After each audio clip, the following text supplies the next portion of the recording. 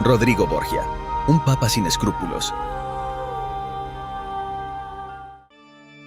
Rodrigo Borgia, nacido como Roderick Jansolvi de Borja, el 1 de enero de 1401 en Játiva, Reino de Valencia, actual España. Fue uno de los pontífices más controvertidos de la historia de la Iglesia Católica y su papado, que duró desde 1492 hasta 1503, estuvo marcado por la corrupción, el nepotismo y el escándalo. Al convertirse en papa, adoptó el nombre de Alejandro VI. Durante su papado, Rodrigo Borgia favoreció a sus hijos y parientes, otorgándoles cargos eclesiásticos y políticos prominentes. Esto le valió críticas por nepotismo y abuso de poder. Además de su vida personal, el papado de Alejandro VI estuvo marcado por varios acontecimientos importantes, como la división del mundo entre España y Portugal, mediante la bula papal Inter Caetera en 1493, que condujo al Tratado de Tordesillas, y el inicio de la conquista española de América tras el descubrimiento de Cristóbal Colón en 1492. Pero, ¿fue realmente el Papa Alejandro VI un líder de fe o un maestro de la corrupción? ¿Cómo su escandaloso papado transformó la historia de la Iglesia Católica? ¿Qué secretos y conspiraciones ocultaba la corte papal bajo el reinado de Alejandro VI? En este episodio, exploraremos cómo la vida personal de Alejandro VI influyó en su mandato como líder religioso, su legado y su fachada de santidad papal en un mundo de intrigas, corrupción y nepotismo. Pero antes de comenzar, regálanos un like, suscríbete a nuestro canal y activa las notificaciones para que no te pierdas ningún episodio.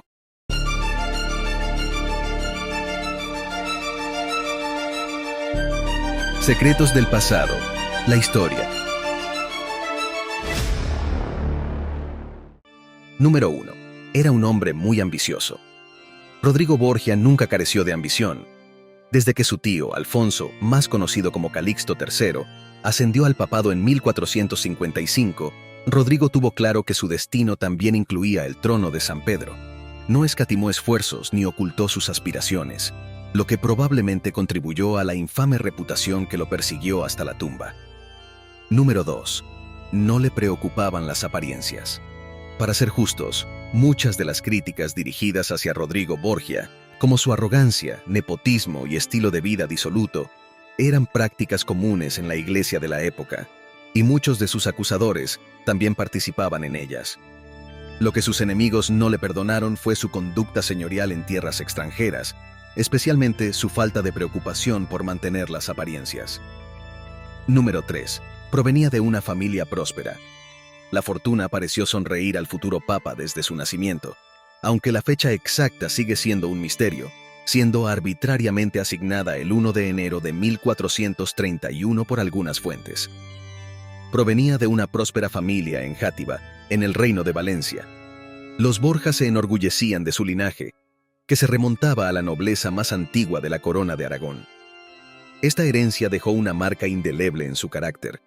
Para él, la familia siempre estuvo en el centro de sus acciones, incluso por encima de los intereses eclesiásticos que representaba. Número 4. Cambió su nombre para ser aceptado.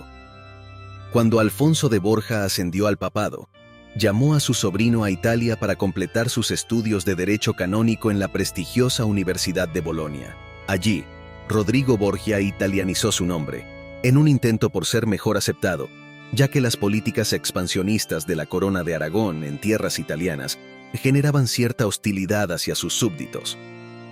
La elección de su tío como papa había sido una solución de compromiso entre facciones enfrentadas dentro del colegio cardenalicio. Número 5. A pesar de su arrogancia, fue un hábil diplomático. Aunque el pontificado de Calixto III fue breve, apenas 3 años, fue suficiente para asegurar una sólida posición en el Vaticano para su sobrino. Lo nombró cardenal y vicecanciller, y su desempeño en este cargo parece haber sido efectivo, ya que los siguientes 4 papas, Pío II, Paulo II, Sixto IV e Inocencio VIII, no solo no revocaron su favor, sino que lo aumentaron, un hecho notable considerando que era un cardenal no italiano. Más allá de su reputación de arrogancia, demostró ser un administrador competente y un hábil diplomático que logró introducir cierto orden en la convulsa ciudad de Roma, donde la lucha entre la nobleza y la curia había persistido durante gran parte de la Edad Media. Número 6. Tuvo al menos 7 hijos. Durante ese periodo, Rodrigo mostró señales de las costumbres que más tarde serían objeto de crítica. En primer lugar, su inclinación hacia las mujeres, aunque en aquel entonces el celibato no era obligatorio para un cardenal. Se sabe que tuvo al menos 7 hijos con más de una mujer, siendo Vanozza Catanei su compañera más destacada. Con ella tuvo 4 hijos que fueron los únicos que Borgia reconoció como herederos, a pesar de no estar casados: Juan, César, Lucrecia y Jofré. Número 7. Su posición benefició a algunos de sus hijos y condenó a otros. Rodrigo no escatimó en favorecer a sus hijos con honores, títulos y tierras. Incluso llegó al extremo de falsificar una bula papal para permitir la boda de Isabel de Castilla con Fernando de Aragón, a cambio del título de duque de Gandía para uno de sus hijos. César fue su hijo favorito y el que más se benefició de su posición, especialmente después de que Rodrigo se convirtiera en papa. Por otro lado, Lucrecia sufrió las consecuencias de las ambiciones políticas de su padre. Se vio obligada a contraer matrimonio en 3 ocasiones y cargó con una leyenda negra hasta su muerte, que incluía acusaciones de asesinato e incesto. Número 8. A pesar de ser despreciado, era respetado. El descarado nepotismo de Rodrigo Borgia le consiguió el desprecio de numerosos colegas cardenales, especialmente de Giuliano della Rovere, quien se convertiría en su rival más fuerte durante el cónclave de 1492, en el que ambos competirían por la corona papal. A pesar de las acusaciones de soborno por parte de della Rovere, nunca pudo probarse tal afirmación. Es plausible considerar que las habilidades diplomáticas de Borgia jugaron un papel determinante en su elección, ya que entendía que las promesas podían ser tan persuasivas y menos evidentes que el dinero. Aunque muchos lo despreciaban, es innegable que otros tantos le tenían respeto. Número 9. Trató de consolidar su poder en Italia como noble y no como eclesiástico.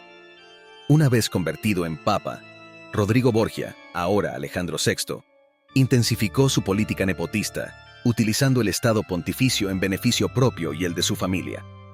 Consciente de que para muchos cardenales los Borgia serían siempre considerados extranjeros, buscó consolidar su poder en Italia no solo como líderes eclesiásticos, sino también como nobles terrenales. Un ejemplo claro de esto fue su hijo César, quien se convirtió en un verdadero señor de vastos territorios en la Romaña, que en teoría estaban bajo la autoridad del Vaticano. Los matrimonios de Lucrecia, por otro lado, estaban destinados a asegurarle una posición sólida en la nobleza italiana. Sin embargo, en lugar de fortalecer el linaje familiar, solo trajeron infelicidad y deshonra, especialmente el segundo matrimonio, que terminó en tragedia con el asesinato de su esposo, el hijo ilegítimo del rey de Nápoles, lo que arrastró el nombre de la familia por el fango. Número 10. Su éxito en la política exterior por la llegada de Cristóbal Colón a América. Además de su política interna, Alejandro VI demostró ser un hábil estratega en asuntos de política exterior, una habilidad que ya había exhibido antes de su elección como papa. Un evento crucial que dictó su política exterior fue la llegada de Cristóbal Colón a América en 1492. Las perspectivas que ofrecían estos nuevos territorios convirtieron a los reyes católicos, Fernando e Isabel, en los aliados más importantes para Alejandro VI, a quienes ya había favorecido en el pasado.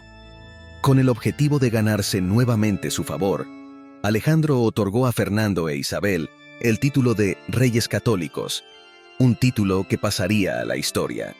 A cambio de esta concesión, los Borja obtuvieron beneficios significativos en su tierra natal. Esta astuta maniobra diplomática no solo aseguró el apoyo de los reyes católicos, sino que también fortaleció la posición de los Borja en la escena política europea. Número 11. El Papa Borgia escribió el destino de América. No es una exageración afirmar que el Papa Borgia dejó una huella indeleble en el destino de América. En 1493, emitió las bulas alejandrinas, que otorgaban a la corona de Castilla el dominio sobre las tierras descubiertas y por descubrir en las islas y tierras firmes del mar Océano. Es importante destacar que esta concesión no se extendió a la corona de Aragón, ya que fue Isabel quien financió la expedición de Cristóbal Colón. En estas bulas, Alejandro VI afirmaba su autoridad como vicario de Cristo en la tierra, otorgando a los reyes de Castilla el derecho de conquista sobre estas tierras, bajo la condición de evangelizarlas. Además, establecía que la ruta occidental hacia las Indias estaría bajo la jurisdicción de Castilla, prohibiendo a cualquier persona embarcarse hacia América sin autorización de la corona bajo pena de excomunión. En otras palabras, no solo concedía a Castilla el derecho de conquistar el Nuevo Mundo, sino también el monopolio de las rutas comerciales atlánticas. Este acto papal tuvo un impacto fundamental en la historia de la colonización y el comercio en el hemisferio occidental. Número 12. La obra de Maquiavelo inspirada en César Borgia. Alejandro VI fue objeto de fuertes críticas incluso en vida. Maquiavelo, por ejemplo, lo describió como alguien que no hizo nunca otra cosa más que engañar al prójimo, aunque admitió que esta estrategia a menudo le resultaba exitosa. Además, Maquiavelo tuvo la oportunidad de conocer a César Borgia, hijo de Alejandro VI, quien le sirvió de inspiración para escribir su obra El Príncipe. Los Borgia encarnaban la convicción de Maquiavelo de que el ejercicio del poder, cuando era efectivo, no siempre estaba guiado por criterios éticos, sino por la pragmática.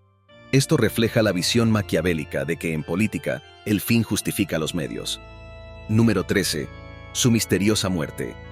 Alejandro VI no fue el único papa que empleó métodos poco éticos para alcanzar sus objetivos, pero ciertamente fue uno de los que lo hizo con menos reserva y, lo que es más importante, en detrimento de los intereses del Estado pontificio.